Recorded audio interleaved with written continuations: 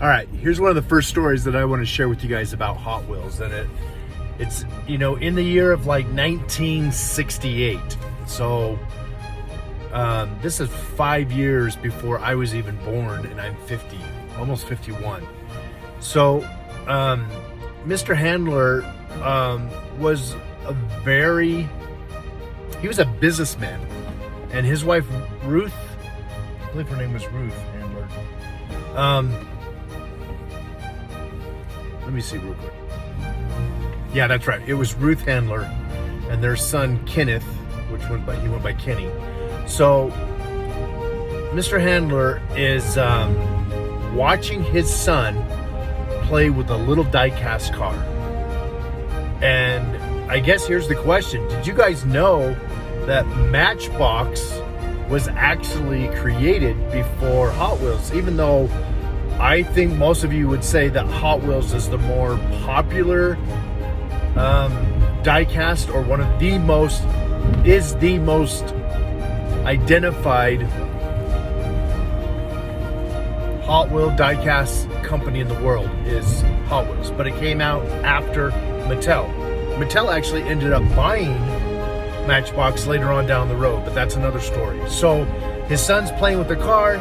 He gets very interested in the car that he's playing with, and he has an idea. Okay, I think I'm going to make a car, or make cars that are going to be very similar. And his idea at the time was to come up with almost a cartoonish type of car, not a muscle car, and not something that was already on the road, but something with almost you would see today in one of the legendary contests, something at a car show that somebody fabricated, somebody made, something with what I would call like a Gotti type engine in it, like a blown engine, something that had real big fatty tires, like tractor tires on the back and little tires on the front. This is the kind of concept that Mr. Handler had, that he thought would be intriguing and that his son and other kids would like to play with. And it's so interesting how this changed throughout the years, and then there became licensing, because you can't have a Hot Wheels Lamborghini and the logo of Lamborghini unless you get permission from those manufacturers to put that on there. And so there was a lot of discussions early on, and it actually has metamorphosized to, we actually have the Tesla truck coming out. That would be interesting as a marketing campaign, to actually get Hot Wheels to make a miniature version of that, and all the blueprints, licensing, and different things that go on. So this was kind of the beginning of 1968, when Hot Wheels fully embraced. Mattel basically came out, with Mattel being the umbrella company, the higher company, and Matchbox, Hot Wheels, Barbie, monster trucks. There's so many different, toys that are under that Mattel line, under that Mattel umbrella name. And Hot Wheels Matchbox is just one of those things. And there's actually even a third line that was only around for a little bit. And if you know what that is, actually, drop a comment. I'm not going to tell you what it is, but drop a comment. And if you do know what it is, the first person, actually, let's say the first 3 to 5 people, first 5 people that actually drop what that other company was, that was under the Mattel name, that is no longer around, I'm going to send them a free car, something out of our collection.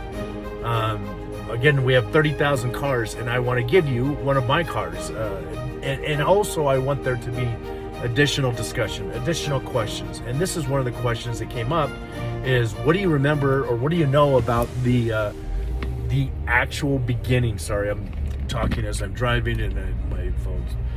What do you remember, or what have you heard? And this is one of the stories that I've heard, and you could probably find this story on Wikipedia. You could probably find the story if you were to text it, but some people like to hear the story, and I think I'm a pretty good storyteller, so I like to share with you guys this story, this pre-story of exactly what these cars, how these die-cast cars came about. And if you like this kind of stuff, subscribe to it, but also drop a comment. What is your favorite casting? I want to know what your favorite casting and why. Give me just a sentence or two. Our next conversation is going to be about the Sweet 16. How the Sweet 16 came about.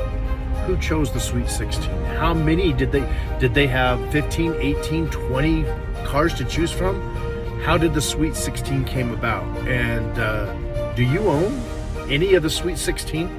I'm going to share with you guys some of my Sweet 16s that I've found, purchased, had from my birthday or from my childhood when I was younger, and got them from my mom and from my dad for Christmas in different places. How long did they create the Sweet 16s? How long were they in production for? Can you still find them today? Where can you find them? Right on time. All right. Thanks, guys. Bye.